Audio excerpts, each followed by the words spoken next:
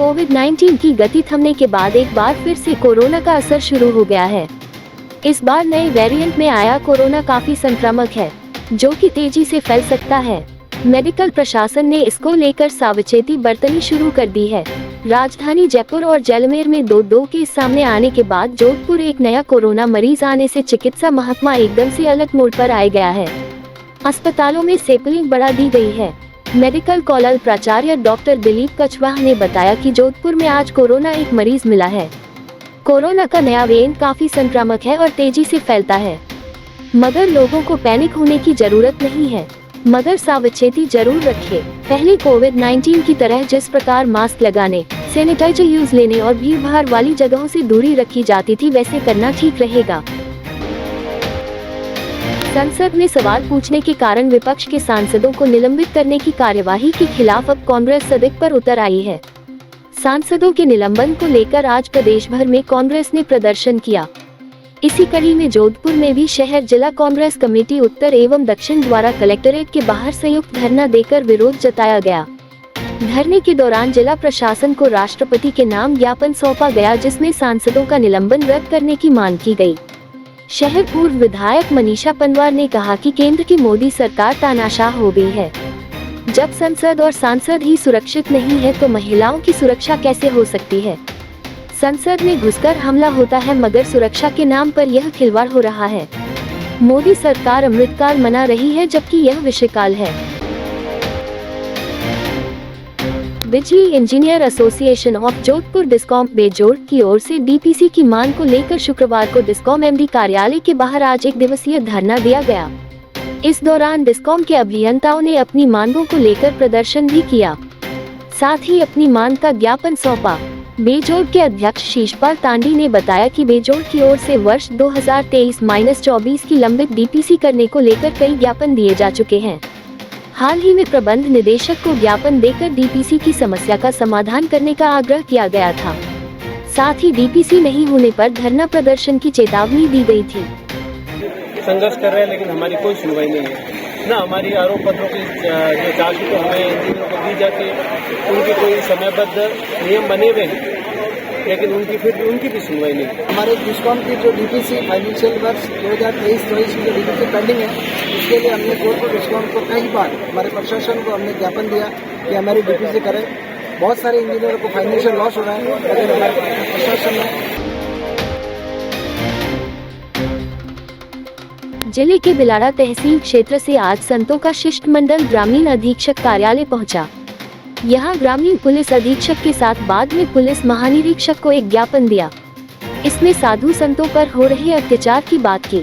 संतों का आरोप है कि गत दिनों बिलाड़ा में बालाजी मंदिर के एक संत ताजाराम ने आत्महत्या की थी, जिसकी वजह वहां कुछ लोगों द्वारा मंदिर की भूमि पर कब्जा करने का प्रयास रहा था। संत ताजाराम ने 2 लोगों के खिलाफ मरने से सुसाइड नोट में भी लिखा था, मगर पुलिस की मिली सांठगांठ से बदमाशों के हौसले बुलंद हो रहे हैं। वे साधु संतों की हत्या के साथ आत्महत्या के लिए भी दुष्प्रेरित कर रहे हैं। कई मंदिरों पर भूमाफिया कब्जा करना चाहते हैं। एक संत ने बताया कि संत ताजाराम ने मरने से पहले जो सुसाइड नोट लिखा था उसमें 2 लोगों के नाम थे, मगर पुलिस ने इस बारे में कोई कार्रवाई नहीं की। क्या मामला है? मामला ये है कि बिलाड़ा के अंदर हमारे संत एक ताजाराम जी महंत रहते थे हनुमान मंदिर के अंदर। तो उन महात्मा को मंदिरों में कब्जा करने के लिए गुंडागर्दी लोग, गैंग लोग अपने क्या कहते हैं ट्रस्ट और कानून का दुरुपयोग करके संत को प्रताड़ित करके आत्महत्या में मजबूर करते हैं, और संतों को खदेड़ करके ये अपने मायावती लोग और लोभी लोग मंदिरों की माया हड़पने के लिए, मंदिरों की जगहों पे कब्जा करने के लिए इस प्रकार का पूरे देश में चल रहा है। और संत यानी आत्महत्याओं एवं हत्याओं का हो रही है संतों की, ये बहुत बड़ी विडंबना है भविष्य की।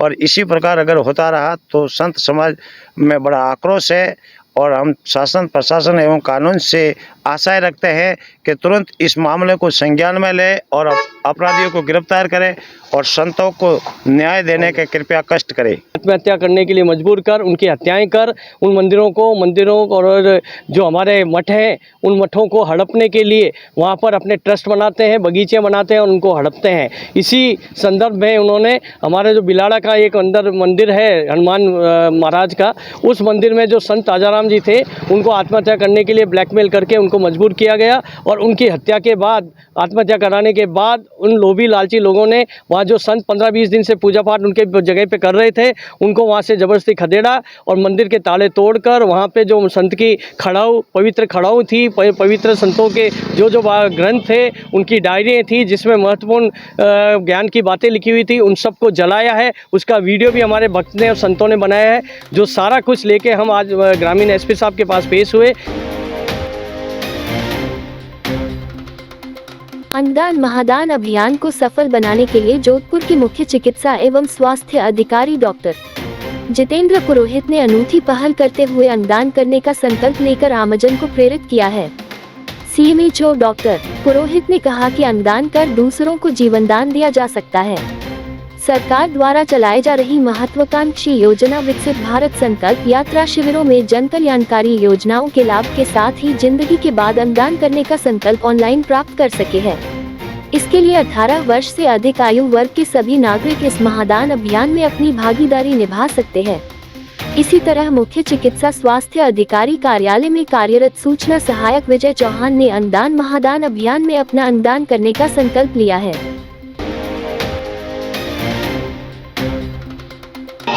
गांव गेवा कनावतों का पास स्थित श्री गोगाजी महाराज कहवा काशी धाम में धाम की गादीपति साध्वी सीमा किशोरी महाराज के सानिध्य में हरि कीर्तन का आयोजन हुआ। कार्यक्रम संयोजक प्रेम सिंह सोलंकी ने बताया कि इस दौरान भजन गायिका मंजू डागा एंड पार्टी द्वारा गोगाजी महाराज व देवी देवताओं की महिमा का गुणगान किया गया, जिन पर श्रद्धालु झूमते हुए भक्ति में सराबोर नजर आए।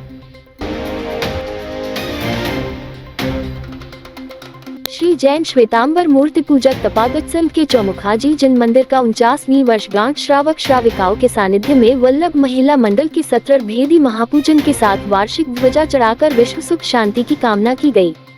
जानकारी देते संघ प्रवक्ता धनराज विनायकिया ने बताया कि संवत 2072 मार्ग शुक्ला 10वीं शनिवार 13 दिसंबर 1975 को रत्नप्रभ धर्म क्रिया भवन में आचार्य सुरी महाराज द्वारा शुभ मुहूर्त में श्री शाश्वत जिन समोवसरण ऋषभ चंद्रानंद वारिशेन वर्धमान चौमुखा जिन प्रतिमाओं की महोत्सव के साथ प्रतिष्ठा विधि विधान के साथ कराई गई थी।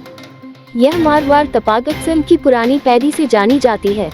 आए दिन इस संस्था में कई आध्यात्मिक चातुर्मास व ऐतिहासिक धर्म आराधना साधना सभी के सहयोग से विकास कार्य हो रहे हैं। वह भविष्य में अच्छे से अच्छी उत्तम धर्म कार्य हेतु ऐसी नित्य भावना परमात्मा से प्रार्थना करते हैं।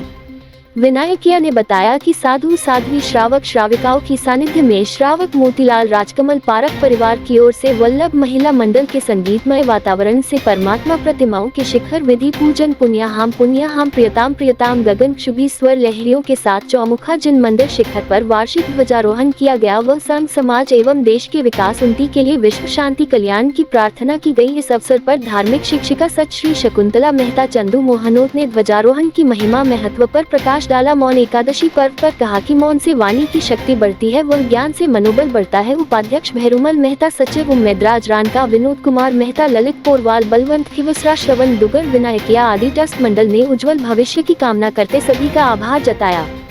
ये थे आज के मुख्य समाचार। विस्तार से जानने के लिए पढ़ते रहिए दैनिक नव ज्योति। दैनिक नव ज्योति के YouTube चैनल को सब्सक्राइब करें और ताज़ा अपडेट के लिए बेल आइकॉन दबाएं।